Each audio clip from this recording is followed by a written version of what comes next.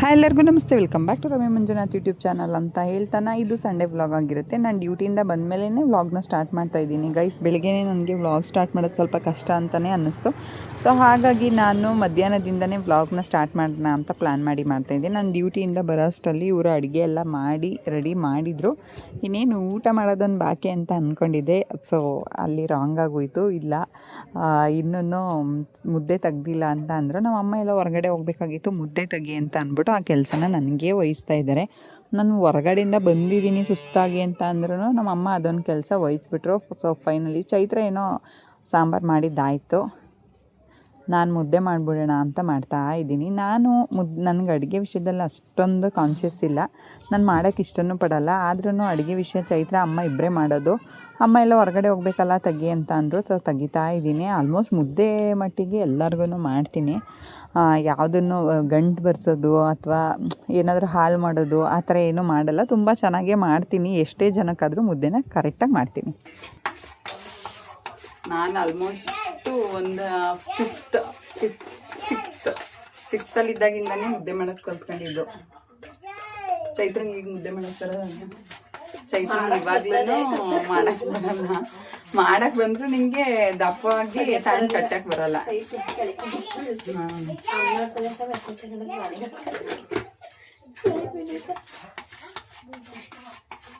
ನಾನು ಒಂದು 5th standard ಇದ್ದಾಗಿಂದನೂ ಮಾಡೋದನ್ನ ಕಲ್ತಿದ್ದೀನಿ. ಮುದ್ದೆನ ನೀಟಾಗಿ ತೆಗಿತೀನಿ. ಮುದ್ದೆ ಮುದ್ದೆ ಮಟ್ಟಿಗೆ ಚೆನ್ನಾಗಿ ಮಾಡ್ತೀನಿ. ಆಗಿಂದನೂ ಚಿಕ್ಕದಿಂದನೂ ಕಲಿತು ಅಭ್ಯಾಸ ಇದೆ ಮುದ್ದೆನ ಮಾಡಿ. ಮುಟ್ತಾರೆ ಸ್ಟ್ಯಾಂಡ್ನ ಚಿನ್ನಿ, ಮುಟ್ಬಾರ್ದು. ಈಗ ನಾನು ಸ್ವಲ್ಪ ಹೇರ್ ಕಲರ್ ಮಾಡ್ಕೊಳ್ಳೋಣ ಅಂತ ಅಂದ್ಬಿಟ್ಟು ಹೆನ್ನ ಕಲರ್ನ ಮಿಕ್ಸ್ ಮಾಡಿದ್ದೀನಿ. ಇವಾಗ ಯಾಕೋ ಒಂಥರ ಆಯ್ತಲ್ಲ ಮೆಹಂದಿ ಪೌಡ್ರ್ ಅಂಟಿ. ಯಾಕೋ ಸ್ವಲ್ಪ ಟೆಕ್ಸ್ಚರ್ ಸ್ವಲ್ಪ ಚೇಂಜ್ ಇದೆ ಇವಾಗ.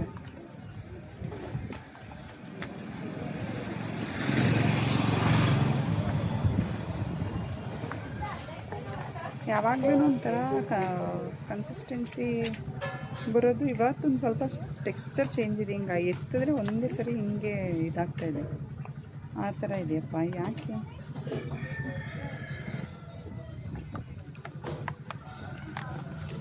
ಇದಕ್ಕೆ ಸ್ವಲ್ಪ ಮೊಟ್ಟೆ ಹಾಕಿದ್ರೆ ಇನ್ನೂ ಚೆನ್ನಾಗಿರೋದು. ಬಟ್ ಆದರೆ ನಾನು ಏನೂ ಹಾಕಕ್ಕೆ ಹೋಗಿಲ್ಲ.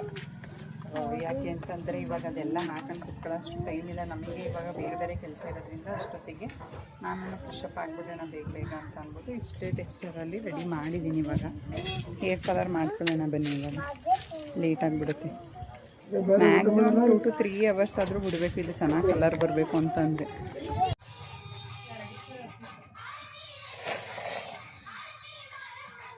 ಹೆಂಗೈತೆ ಚಿಕನ್? ಇಲ್ಲ ಐತಲ್ಲ, ಸೂಪರ್ ಇಲ್ವಾ ಚಿಕನ್? ಹಾಂ, ಏನು ಬೇಕು ನಿನಗೆ ಚಿಕನಲ್ಲಿ?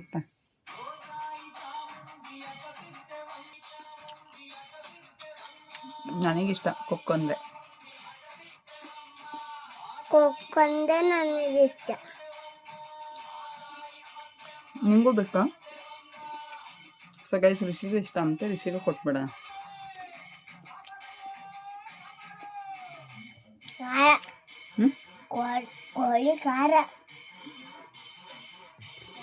ಕೋಳಿ ಖಾರ ಅಲ್ಲ, ಕೊಕ್ಕು. ಫೋನು ನಾನು ಡ್ಯೂಟಿಯಿಂದ ಬಂದರೆ ಸಾಕು ಗೈಸ್, ಬರೀ ಫೋನ್ ಕೇಳ್ತಾನೆ ಇರ್ತಾನೆ. ಇವರೆಲ್ಲ ಮೋಳೆ ತಿಂದರು, ನಾನಿವಾಗ ಬೇಳೆ ತಿಂತಿದ್ದೀನಿ.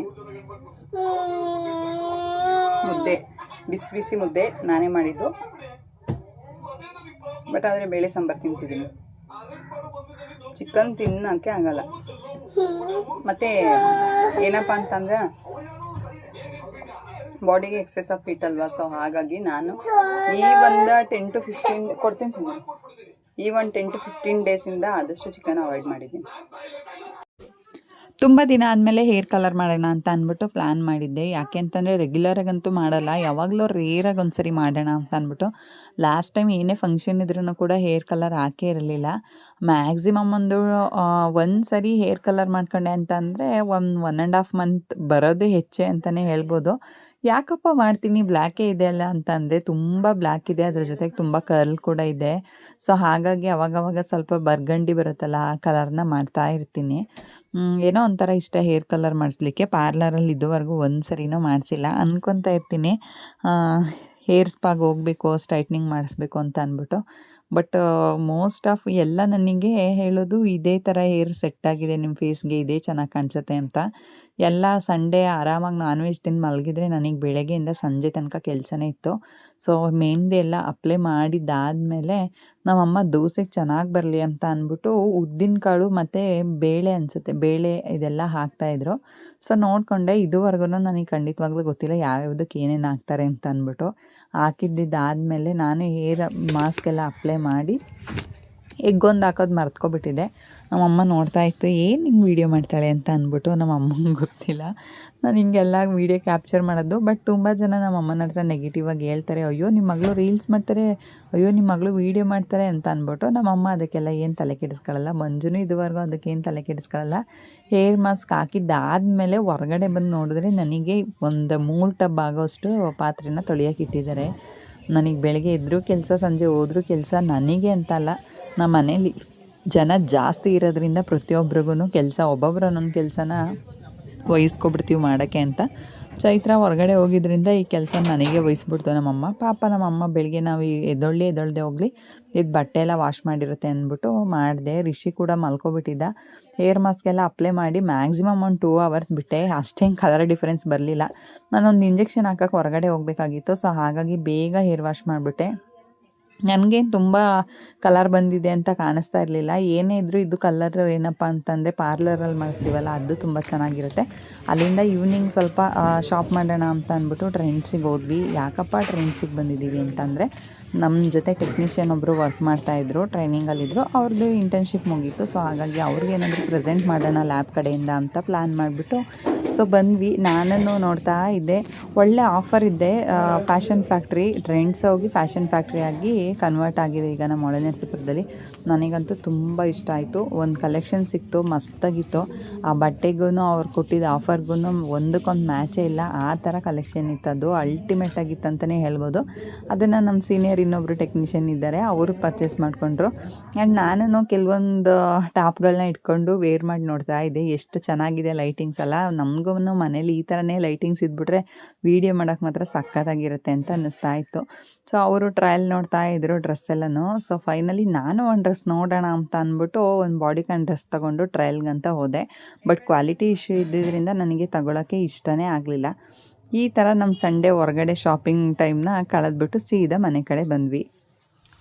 ಸೊ ಗೈಸ್, ಎಲ್ಲ ಕೆಲಸನೂ ಮುಗಿಸಿದಾದ್ಮೇಲೆ ಫೈನಲಾಗಿ ಇನ್ನೊಂದು ಕೆಲಸ ಬಿಟ್ಟಿದ್ದಾರೆ ನನಗೆ. ಯಾವುದಪ್ಪ ಅಂತ ನೋಡ್ತಿದ್ದೀರಾ, ಅದೇ ಇದು ಬಟ್ಟೆ ಫೋಲ್ಡಿಂಗ್ ಕೆಲಸ. ಬಟ್ಟೆ ರಾಶಿ ಹಾಕಿದ್ದಾರೆ. ಬೆಳಗ್ಗೆ ತೊಳೆದಿದ್ದು, ನಿನ್ನೆ ತೊಳೆದಿದ್ದು ಎಲ್ಲ ಇಲ್ಲೇ ಇದೆ.